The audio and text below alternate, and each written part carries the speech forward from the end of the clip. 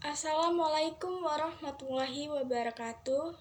Perkenalkan, nama saya Tessa Tania Karinta dengan NIM 2023161013 dari Prodi Seni Pertunjukan kelas 2A. Fakultas Keguruan dan Ilmu Pendidikan. Yang terhormat dosen pembimbing mata kuliah Pendidikan Pancasila Dr. Haji Hendra Wijaya, Sarjana Agama Magister Pendidikan Islam. Pancasila adalah dasar negara Indonesia yang dirumuskan oleh Soekarno pada tahun 1945. Secara historis, Pancasila lahir dari perjuangan bangsa Indonesia dalam merebut kemerdekaan dari penjajahan Belanda. Nilai-nilai Pancasila seperti kemerdekaan, persatuan, keadilan sosial, demokrasi, dan ketuhanan yang Maha Esa mencerminkan semangat perjuangan dan keinginan untuk membangun negara yang adil dan berdaulat. Perkembangan sejarah Indonesia dapat diperiodisasikan menjadi beberapa tahap utama. Prasejarah, tahap ini mencakup masa sebelum catatan tertulis dimulai. Ini mencakup periode ketika manusia pertama kali tinggal di wilayah yang sekarang menjadi Indonesia, mungkin sekitar 2 juta tahun yang lalu, hingga kedatangan kerajaan Hindu-Buddha.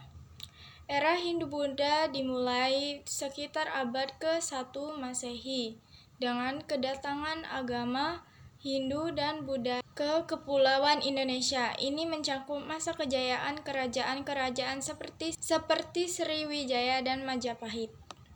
Dan era Islam dimulai sekitar abad ke-13 dengan masuknya Islam ke Indonesia.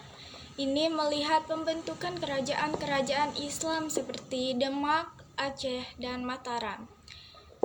Era kolonial dimulai pada abad ke-16 dengan kedatangan bangsa Eropa, terutama Portugis, Spanyol, Belanda, dan Inggris. Ini mencakup periode penjajahan Belanda yang paling signifikan.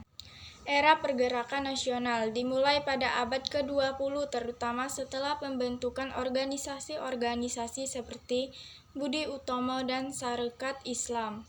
Periode ini ditandai oleh gerakan untuk memperjuangkan kemerdekaan Indonesia dari penjajahan Belanda. Era kemerdekaan dan Republik Indonesia dimulai pada 17 Agustus 1945. Ketika Indonesia memproklamasikan kemerdekaannya. Ini mencakup perjuangan untuk mempertahankan kemerdekaan dari Belanda dan pihak-pihak lain, serta proses pembangunan dan konsolidasi negara baru. Lanjut ke era reformasi dimulai pada akhir abad ke-20 terutama setelah jatuhnya rezim Orde Baru pada tahun 1998. Ini melihat transisi menuju demokrasi yang lebih terbuka dan inklusif, bersama dengan tantangan-tantangan baru dalam bidang politik, ekonomi, dan sosial. Berikut adalah karakteristik utama dari setiap periode sejarah Indonesia yang membantu dalam mencari kesinambungan. Prasejarah, masyarakat pemburuan pengumpul awal yang hidup secara nomaden, penggunaan alat-alat batu dan perkakas sederhana, perkembangan seni lukis dan ukir primitif, peran penting lingkungan alam dalam kehidupan sehari-hari, dan era Hindu-Buddha, pengembangan sistem politik berbasis kerajaan yang terorganisir. Pembentukan sistem pemerintahan yang terpusat, penyebaran agama Hindu dan Buddha. Munculnya karya seni monumental seperti candi-candi. Era Islam, penyebaran agama Islam dan pembentukan kerajaan-kerajaan Islam.